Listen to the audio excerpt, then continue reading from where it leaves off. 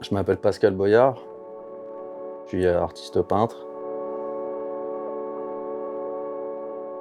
La chapelle Sixtine, c'est un projet qui m'est venu un peu comme ça par hasard, en tombant sur un livre dans cet endroit, un livre sur la chapelle Sixtine.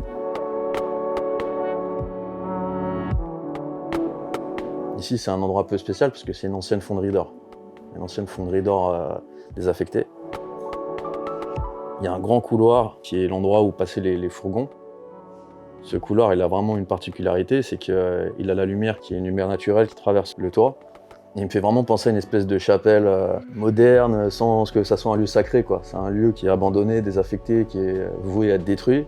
Et je me disais que c'était intéressant justement de faire une chapelle Sixtine moderne dans un endroit comme ça, avec une notion du sacrifice, puisqu'il va être détruit dans les années qui viennent. Au fond du couloir, je vais faire le Jugement dernier, en version moderne.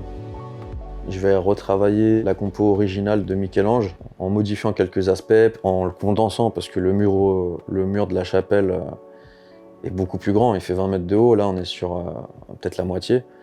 Donc il y a tout un travail de recomposition à faire.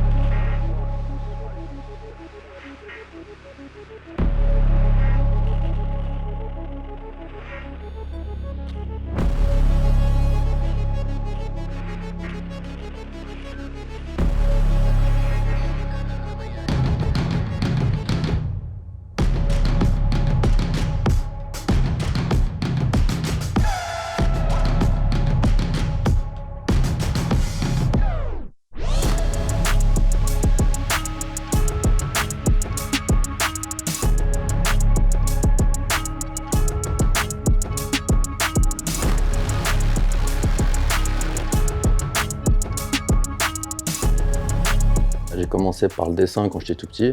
Et du dessin, donc, je suis passé au graffiti pendant mon adolescence. Du graffiti, je suis passé à la peinture. Tout ça sans école d'art, sans une formation artistique classique.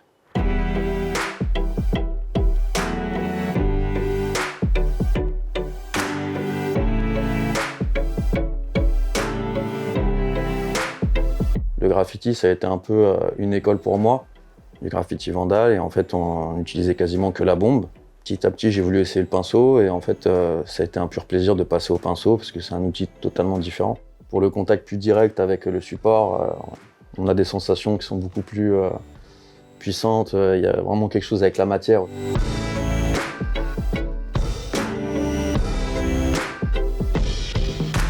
Il y a beaucoup d'artistes qui reprenaient des chefs-d'œuvre des anciens maîtres. Van Gogh peignait beaucoup des tableaux de Millet. Manet il reprenait des œuvres de Raphaël, pour le Déjeuner sur l'herbe notamment. Pour moi, c'est plus une espèce d'école. C'est-à-dire que quand je peins le radeau de la Méduse, c'est comme si je prenais une leçon de peinture par Géricault.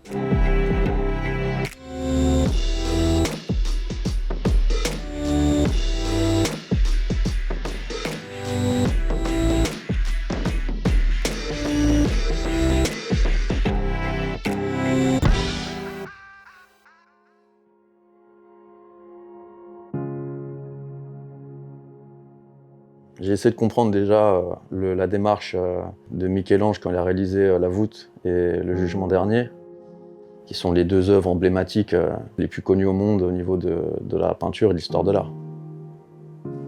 Donc c'est aussi un défi d'essayer de faire quelque chose de moderne, revisité, qui représente notre époque, et avec une notion de philosophie sur la condition humaine actuelle, que ce soit pas une pâle copie, mais qui est vraiment un fond philosophique.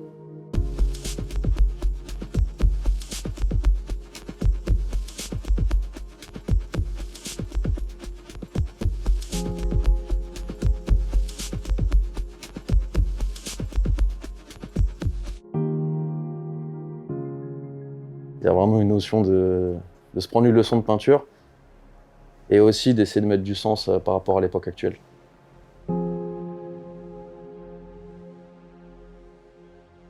Par exemple, pour La liberté guidant le peuple, avec les gilets jaunes rajoutés, c'était à un moment d'actualité où il y avait le début des Gilets jaunes. Moi, j'ai ressenti que c'était un mouvement qui était bien au-delà de notions politiques court terme. C'est vraiment quelque chose qui s'inscrit dans l'histoire. C'était le moment de le faire, je pense. La chapelle Sixtine, comme c'est une œuvre qui est mondialement connue, qui a été faite dans un contexte historique où il y avait vraiment un vrai sens à la faire, je me dis qu'il y a quelque chose de très moderne à voir dans cette nouvelle réalisation. Moi, mon but sur l'œuvre de la chapelle, c'est que quelqu'un qui se retrouve dans le jugement dernier, qui est par exemple totalement athée ou qui n'est pas du tout intéressé par l'art ou par la religion, qui se retrouve devant cette œuvre et que ça lui fasse quelque chose, qui se pose des questions sur la vie, sur la mort. C'est pas prosélyte, hein, c'est pas genre oui je vais me convertir à une religion, tout ça. C'est juste que qu'il y a une espèce d'instant comme ça qui est hors du temps. Moi, je pense qu'on est vraiment à la veille d'une grande révolution et qu'il y a beaucoup de choses qui vont se passer. On vit une époque incroyable où on est tout le temps surpris. On est tellement allé loin dans le faux, au niveau notamment de l'art. Il y a eu tellement un grand vide ces 40 dernières années au niveau de l'art qu'on est déjà en train de vivre les prémices d'un grand retour au bien, au beau et au vrai.